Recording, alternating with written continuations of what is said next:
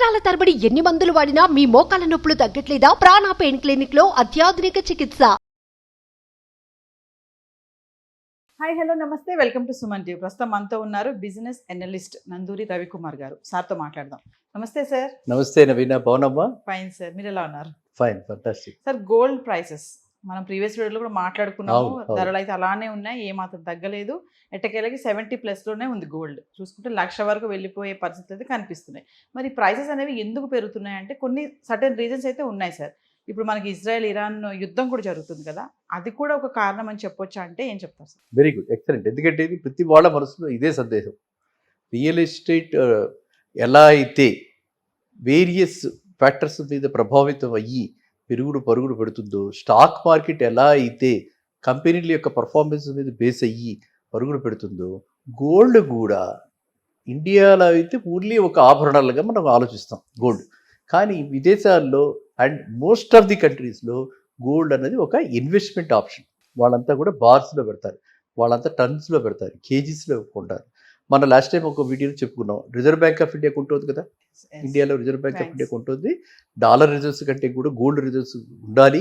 Gold అయితే more stable dollar కంటే. ఒకవేళ అక్కడ యుఎస్ ఎకానమీ కొలాప్స్ అయ్యి డాలర్ ఏమన్నా అయినా గోల్డ్ అయితే మనకు ప్రొటెక్టివ్గా ఉంటామని చెప్పి మనం రిజర్వ్ బ్యాంక్ కూడా ఉంటుంది కదా.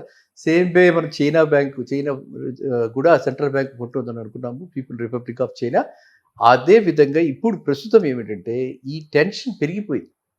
ఏది వార్ లైక్ సిచ్యువేషన్ వచ్చేసింది. ఎవ్వరూ అనుకోవాలి ఓవర్ నైట్ ఇరాన్ ఇలాగ తిరగబడుతుందని చెప్పి ఇజ్రాయెల్ మీద. మళ్ళీ ఇజ్రాయెల్ రిటాలియేట్ అవుతుందని.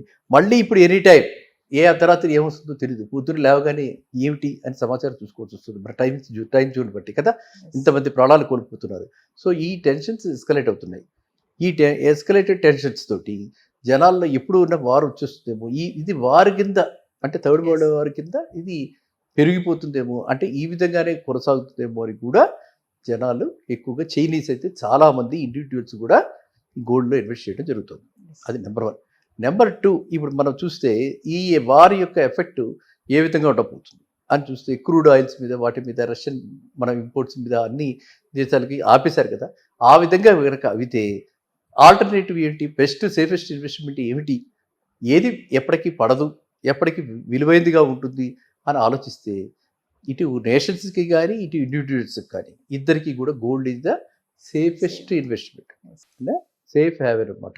గోల్డ్లో ఇన్వెస్ట్మెంట్ పెడితే మనం చాలాసార్లు అనుకున్నాం ఏమిటి, పెద్దగా పడినా కూడా పెద్దగా పడదు, పెరగటం మాత్రం అలా స్టడీగా పెరుగుతుంది. సంవత్సరానికి 11% అలా పెరుగుతుంది నార్మల్ కండిషన్స్లో. ఇలాంటి కండిషన్స్లో చెప్పలేము. మనం 80,000 అనుకున్నాం, దాని మీరు 1,00,000 కూడా దాటిపోవచ్చు. కాబట్టి ఇలాంటి పరిస్థితుల్లో ప్రతి ఒక్కళ్ళు వాళ్ళ పోర్ట్ఫోలియోలో ఒక స్టాక్ మార్కెట్లోనే పెట్టేసి, రియల్ ఎస్టేట్లోనే పెట్టేసి కాదు, దీంట్లో కూడా పెట్టాలి. ఎందుకంటే ఒక రియల్గా మనం చెప్పలేము ఏముందో ఏమిటో మనకు తెలియదు.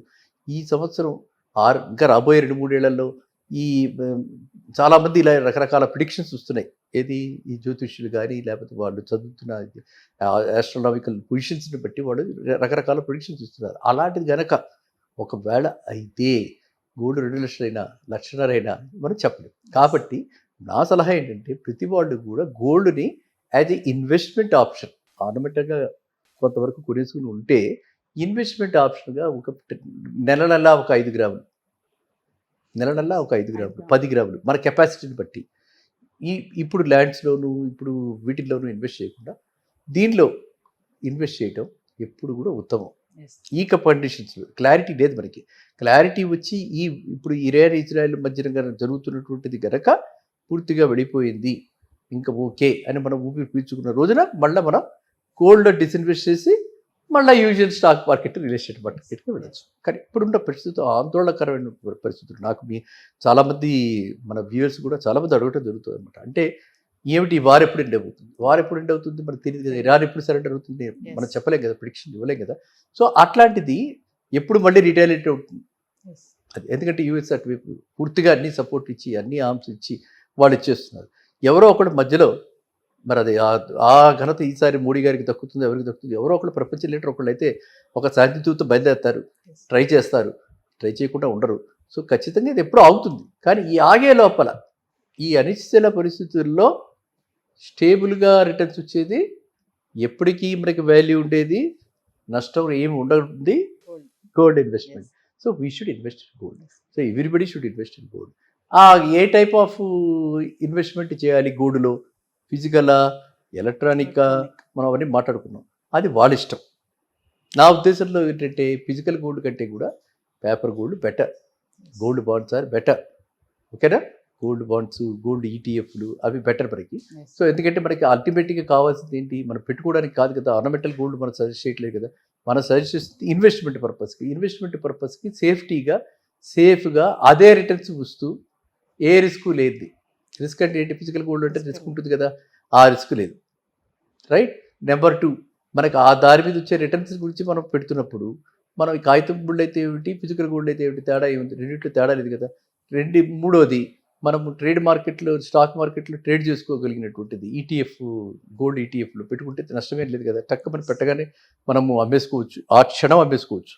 మిగతా డిమాండ్ చేసి వాటి చేసుకో, అది ఆ క్షణమే మనం అమ్మేసుకోవచ్చు. లిక్విడిటీ అంతా, అంటే it is as good as cash. It is as good as a bank fixed deposit. It is as good as a corporate deposit, but returns are more.